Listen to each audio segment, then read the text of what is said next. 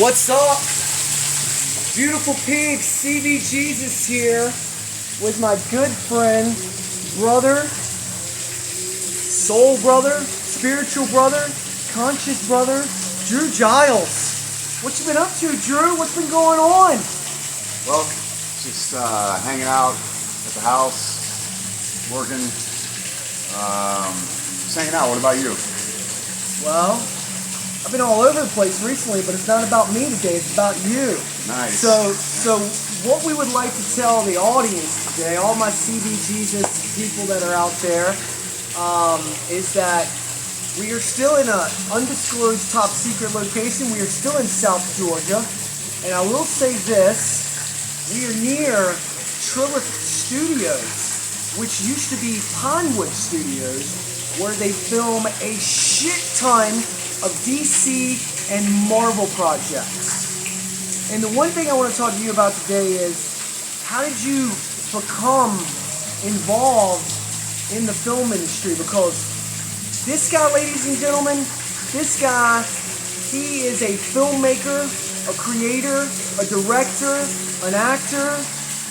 He's like jack of all trades. Thanks, man. What led you to the promised land? The film industry? Yeah. I wouldn't say it's the promised land, but yeah, I wanted to act as for a long time, and got into acting when I was younger, and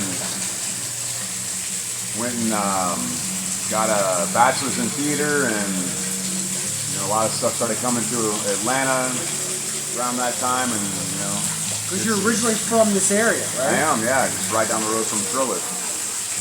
And yeah, just worked on some projects, just like this guy. What kind of projects did you work on?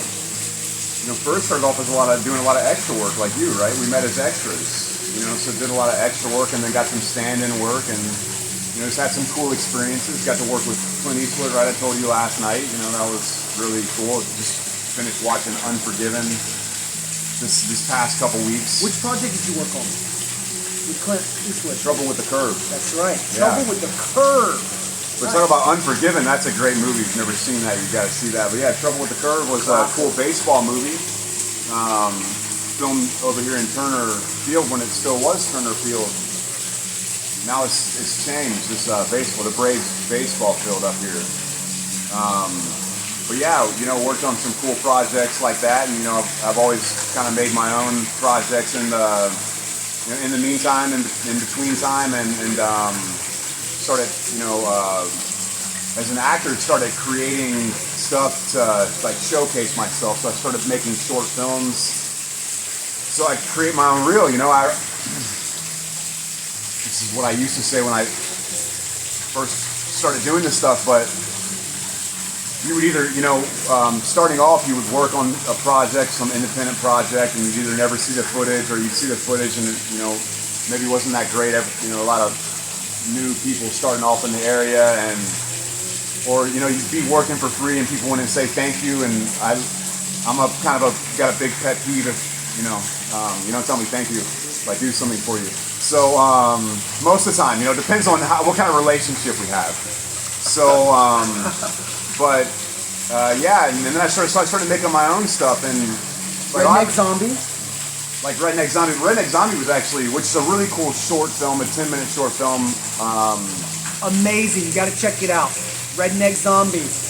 Critically just... I'm happy to talk trash about my own stuff, but for me, it's something that, it's the first time I directed, didn't act in a project of mine, and wrote it and produced it, and we filmed it at the location that the movie Lawless was filmed in.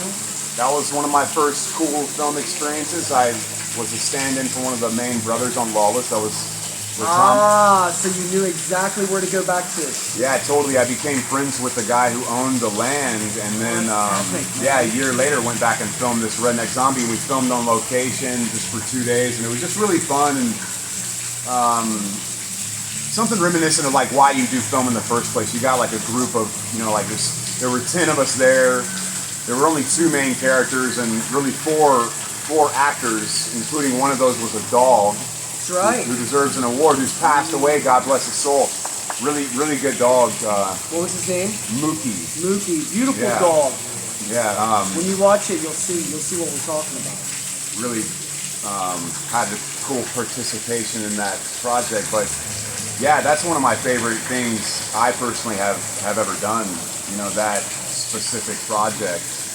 But then you started creating more, and you came up with this idea called Wolfman in the City. Yeah, you know, there was a lot of Redneck Zombie really doesn't have so much to say. You know, there's not too much dialogue. It's a story about brothers. I kind of like throw in little fun little things with stereotypes. Like when you think of rednecks, you know, you think of, what do you think of when you think of rednecks? When you say, hey, what? Man, moonshine, Okay, Confederate flag. Sure. Me, a look, Sure. like a me, white right? white guy, yeah, maybe with a beard or something. White Right? dude with a beard, man. White guy. So I drinking beer. made one white and one black. You know, and they're brothers. I never say like how they're brothers or why they're. You know, there's not really much dialogue in it, but just to play with the kind of stereotype. You know, being from the South. You can tell that they love each other in the movie. Totally, yeah. There's some nice little heart in there, a little light humor, a little weirdness. Yeah.